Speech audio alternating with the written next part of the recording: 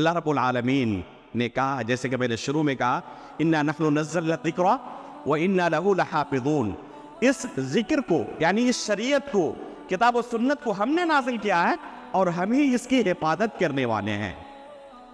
اللہ رب العالمین نے حفاظت کا ذریعہ اپنی اس امت کے اندر، نبی صلی اللہ علیہ وسلم کی اس امت کے اندر ایسے علماء پیدا کیے اور انہوں نے ایک ایسا اصول و ضابطہ تیار کیا احادیث کی جانچ اور پرکھ کا، کہ آج کی تاریخ میں اگر کوئی کسی حدیث کے اندر زبر زیر کو بدلنا چاہے، آپ کسی حدیث کو مکمل تو چھوڑ ہی دیں، جو حدیث پہلے سے موجود ہیں، یہ ایک حرف صرف واو بڑھانا چاہے، فا بڑھانا چاہے، کہیں پر صرف زبر زیر بدلنا چاہے تو پکڑا جائے گا، وہ بچ نہیں سکتا محدثین کی نظر سے۔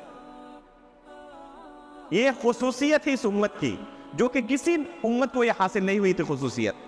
اسی وجہ سے سلف صالحین کہا کرتے تھے کہ اللہ رب العالمین کی بہت بڑی نعمت اس امت کو حاصل ہے کہ اس امت نے اپنے نبی کے ہر قول و فعل کو صحیح آسانی کے ساتھ محفوظ رکھا ہے، اسے کوئی بدل نہیں سکتا، قیامت تک بدل نہیں سکتا۔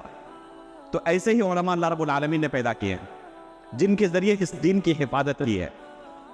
امام وکیع بن جراح، جس کے بارے میں ابھی میں نے کہا کہ امام بخاری 16 سال کی عمر میں ان کی کتاب کے حافظ ہو چکے تھے، صرف 16 سال کی عمر تھی۔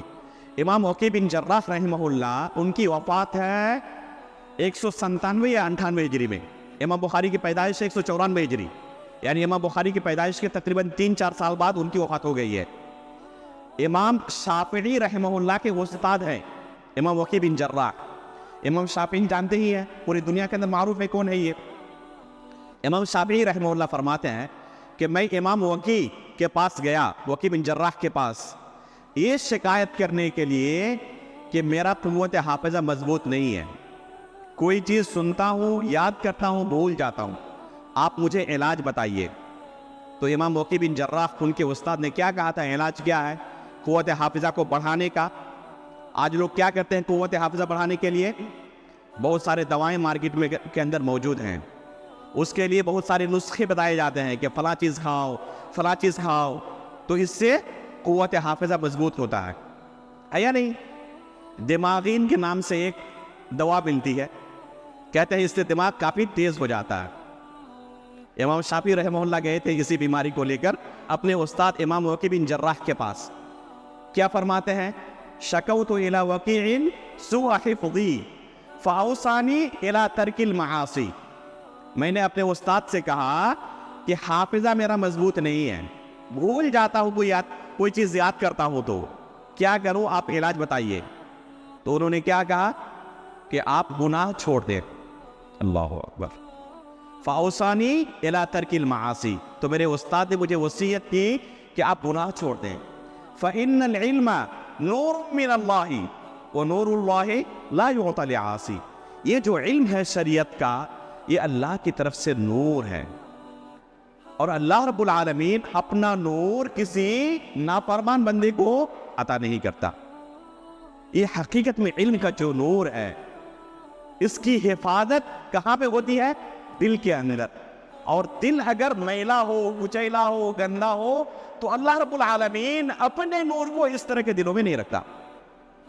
اس لیے اگر کوئی چاہتا ہے کہ حقیقت میں اس نور کی حفاظت کرے، اس علم کی حفاظت کرے، تو پہلے اس کا سب سے پہلا علاج ہے کہ اپنے دل کو صاف کرے۔ جس قدر دل صاف ہوگا اسی قدر علم کا نور دکھے گا، واضح ہوگا۔ اس کی مثال علماء دیتے ہیں لالٹین سے۔ لالٹین جانتے ہیں نا؟ لالٹین کے اندر شیشے سے وہ پیک رہتا ہے اور اس کے اندر وہ روشنی ہوتی ہے جس سے اس کی روشنی باہر آتی ہے۔